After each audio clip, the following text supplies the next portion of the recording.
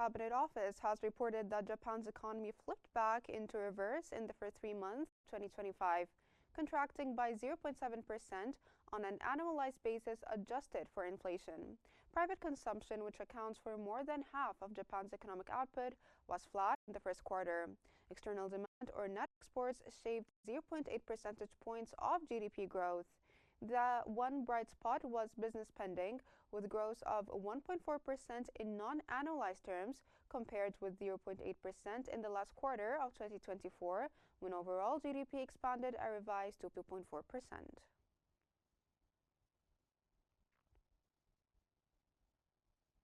Government data released has shown that India's merchandise trade deficit was its at widest in 5 months in April, as imports of petroleum products jumped, limiting the impact of an increase in exports to the United States.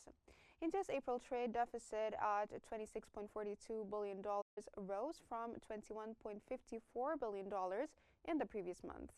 Exports stood at $38.49 billion in April, while imports were $64.91 billion. India's oil imports rose to $20.72 billion. Gold imports fell to $3.1 billion.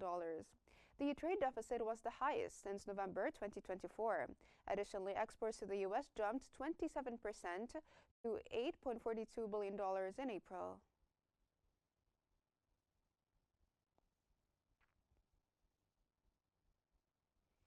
Vietnamese state media has reported that Vietnam and Thailand upgraded their ties to a comprehensive strategic partnership.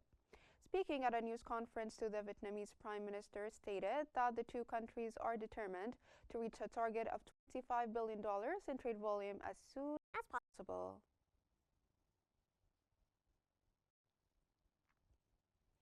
In the MENA region, the World Bank confirmed that Syria has settled its $15.5 million debt arrears through payments facilitated by Saudi Arabia and Qatar. These payments restore Syria's eligibility for critical development grants after years of financial isolation.